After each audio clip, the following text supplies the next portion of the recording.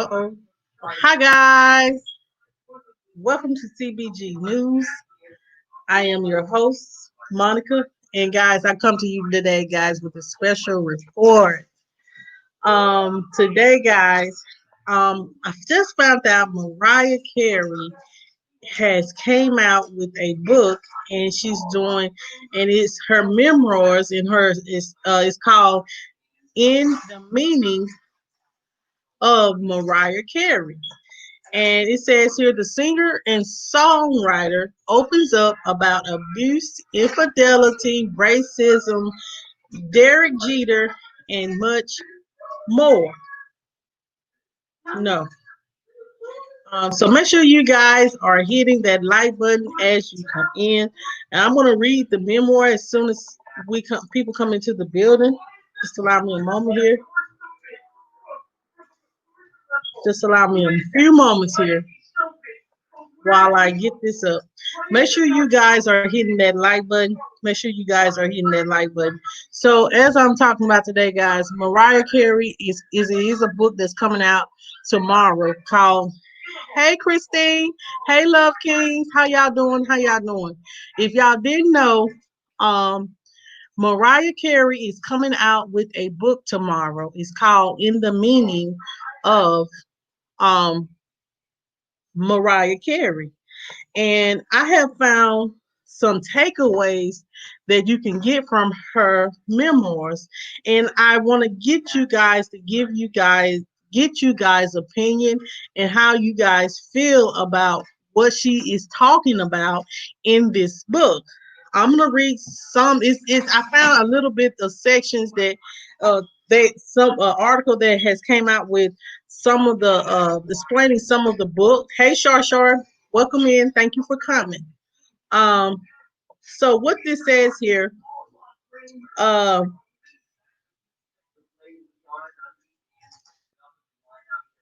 it says here in the meaning of Mariah Carey, the singer and songwriter opens up about abuse, infidelity, racism, Derek Jeter, and much more. And it says here, this is a quote from her book. It says, I cried on my 18th birthday. I thought I was a failure because I didn't have a record deal yet. Mariah Carey writes in her memoir, The Meaning of Mariah Carey, which comes out on Tuesday, that is tomorrow. She is now 50 years old, and she has recorded over 15 studio albums, including more than one singles than any other solo artist. Um, this is Here is what she tells readers in her book. It says here that she knows what domestic violence looks like and sounds like. Um, just allow me a moment, guys. Jamel, the McRae Kingz, guys, give me 1 minute, um, so I can turn down this TV. Jamel has it loud.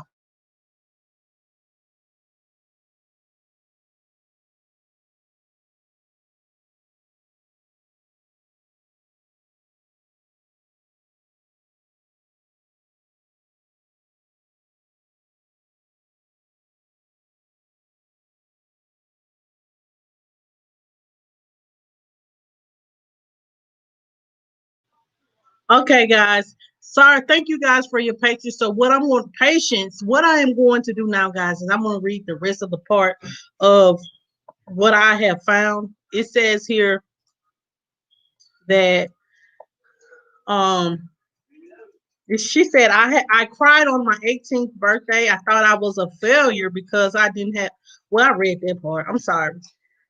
Um Let me take it back. She knows what domestic violence looks and sounds like.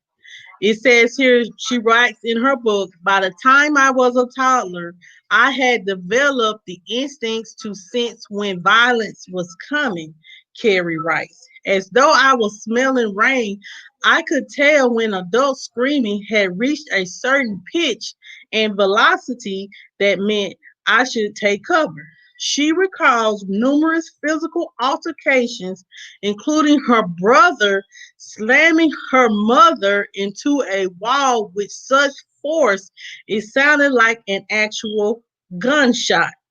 Carrie, then she was the age of 6, called a family friend saying, "My brother really hurt my mother, and I'm home alone.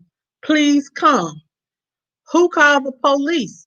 When they arrived, one of the cops looked down at me, but speaking to another cop beside him said, "If this kid make it, it'll be a miracle." And that night, I became less of a kid and more of a miracle. She said she also experienced racism and colorism from a young age. When she was 4, Carrie used a brown crayon to color her father, who is black, for a family portrait. She remembers a trio of teachers cackling hysterically, insisting she used the wrong shade. They had only ever seen one member of my family of 5, my mother, who dropped me off at school each day, Carrie writes. They had no idea and no imagination to suspect that the light toast of my skin, my butter, bigger than button nose, and the waves and ringlets in my hair were from my father. Her mother was estranged from her own parents who didn't approve of their daughter's marriage. Eventually, Carrie's grandmother allowed her mother to visit, but only with Carrie. I was a 12-year-old little girl and didn't quite understand why she only invited me, she writes. Looking back, I suspect it was because I was blondish and very fair for a mixed kid. With her family, she at times felt like an ATM with a wig on. The singer shares occasional warm moments where she bonds with her mother over music, but most of her family memories involve fistfights, ruined holidays, and airborne condiment bottles. Some are more alarming. When I was 12 years old, my sister drugged me with Valium, offered me a pinky nail full of cocaine, inflicted me with third-degree burns. I'm good, Philly girl. Thank you for asking. Third-degree burns and tried to sell me out to a pimp. As soon as Carrie became a household name, her siblings and mother started treating her like an ATM with a wig on.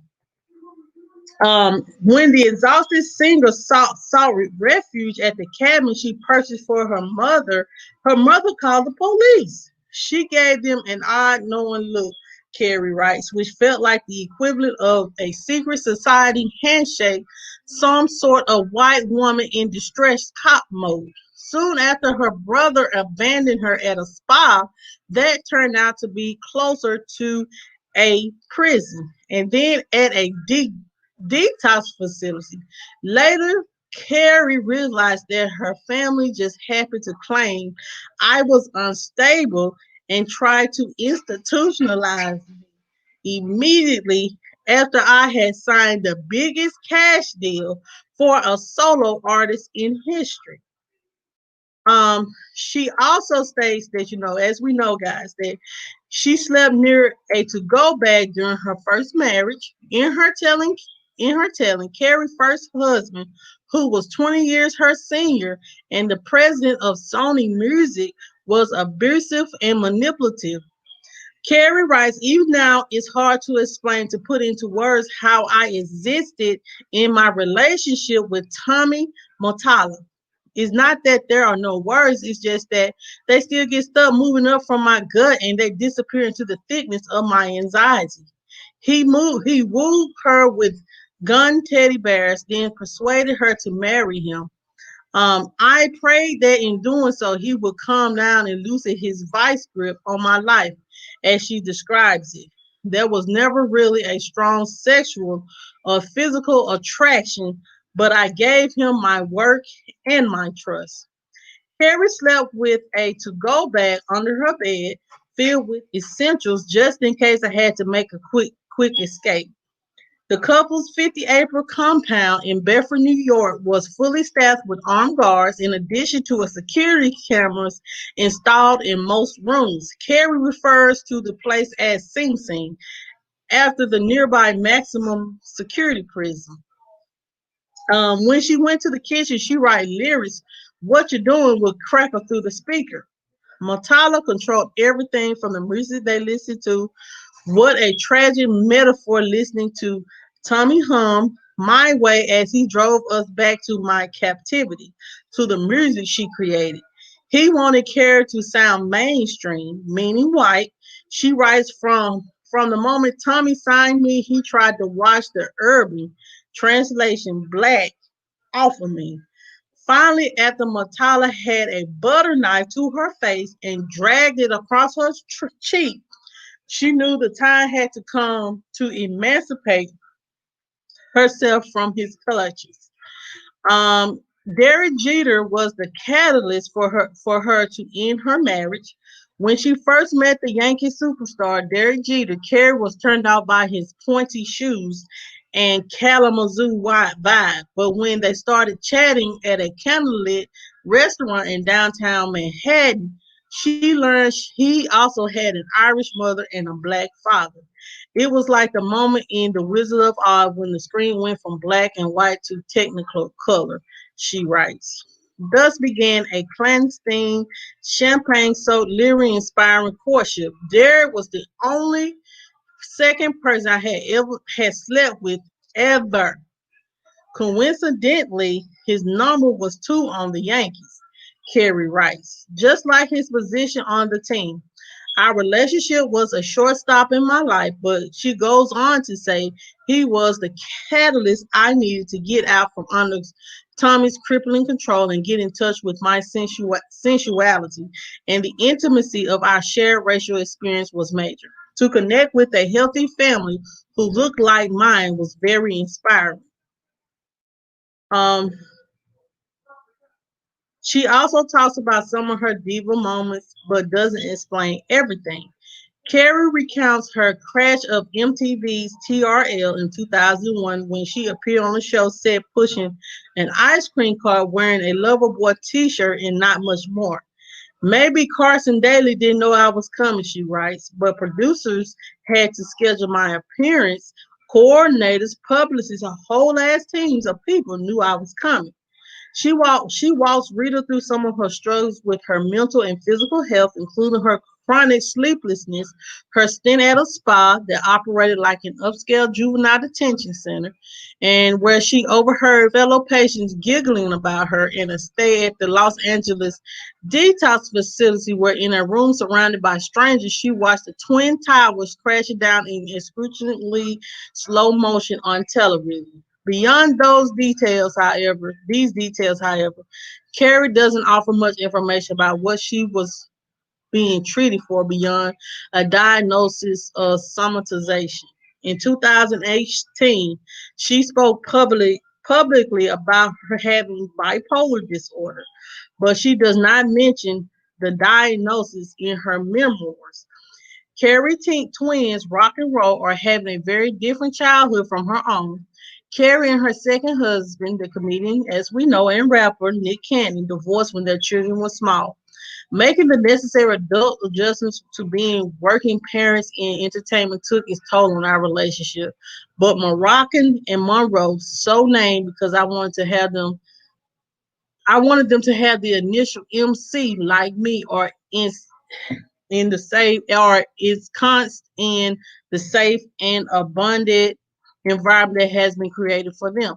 It is a far cry from her childhood, she writes. Their lives have never been threatened. Cops have never stormed our house. They probably have 300 shirts to rotate and donate, and their sweet, soft curls are deeply understood. They do not live in fear. They have never needed to escape. They don't try to destroy each other. So those are some of the excerpts in Mariah Carey's new book that is coming out tomorrow, guys, called on Lord. Hold on.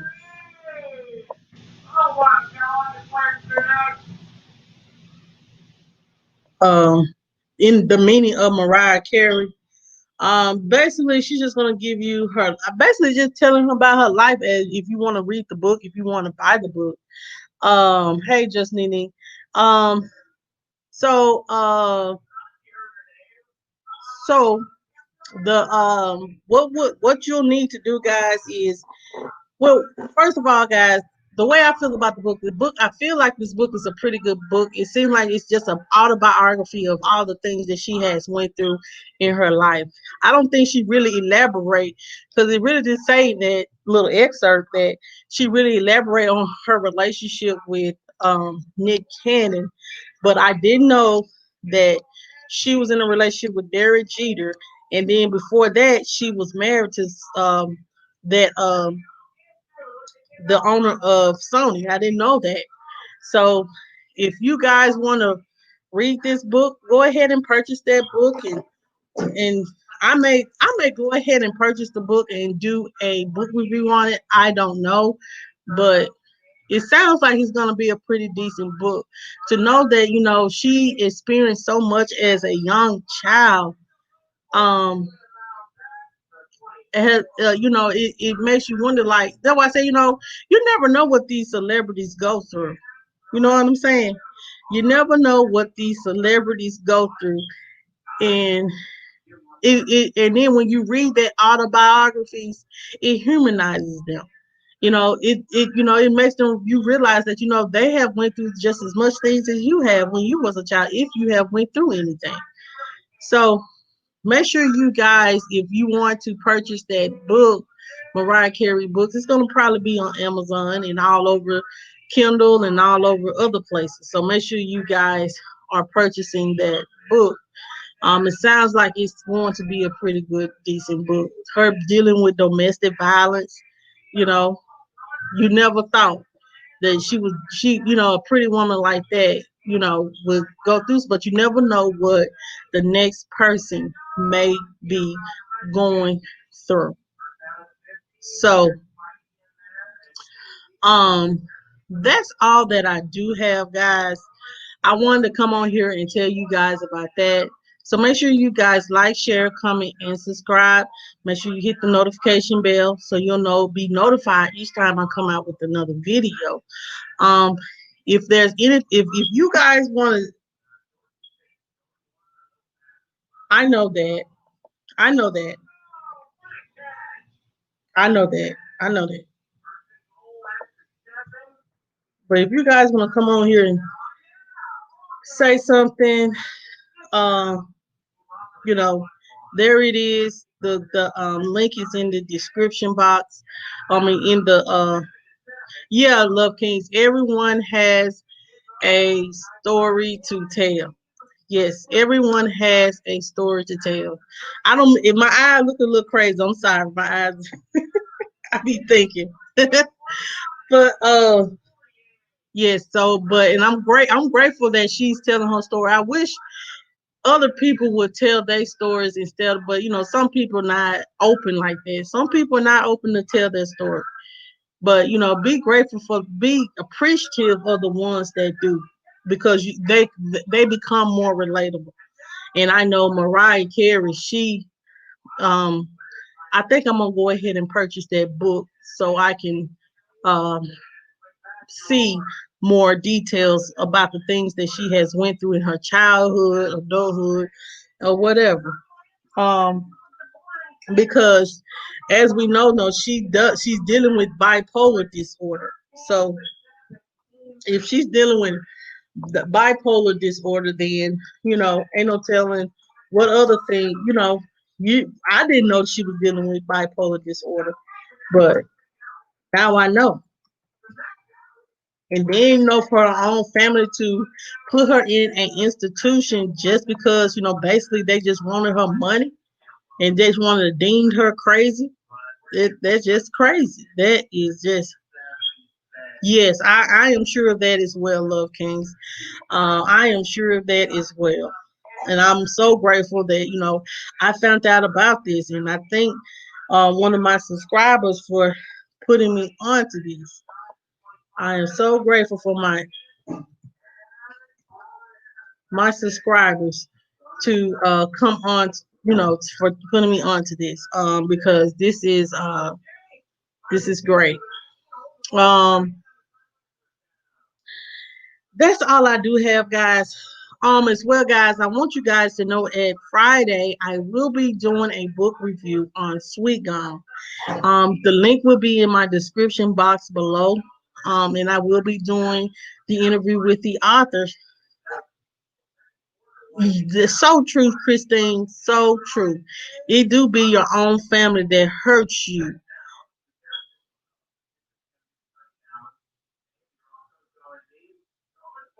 Really, I didn't know that. I didn't know that, Love Kings. I was about to get ready to go, but continue to elaborate. I continue to elaborate. Sometimes it's your own family. Yes, I didn't know that. I know that that's crazy. That it's sad that your family, like I said, money. Like they said, money is the root to all evil. It's the truth. Sometimes when people see them dollar signs, baby, they'll do anything to get it, and they'll throw anything and anyone under the bus. They will kill. Something about our own family members killing each other over money. So yes, that things like that can happen. Things like that can happen. So it's just you just be surprised, and for her to be treated like that, that is sad. For her family to just think of her as treat her like she's nothing, nothing no more than a person with money with a wig on, basically. So, guys, that's all that I do have, guys. Um, if you want to purchase the book, guys, I'm going to put the book in the description box below. And I'm going to find it on Amazon and put it in the description box below if you want to purchase that book. If you want to I probably will go ahead and get the book because I probably will be discussing it, and you guys can look forward to that. Um, but I make sure you guys look forward to the book review of Sweet Gum on Friday.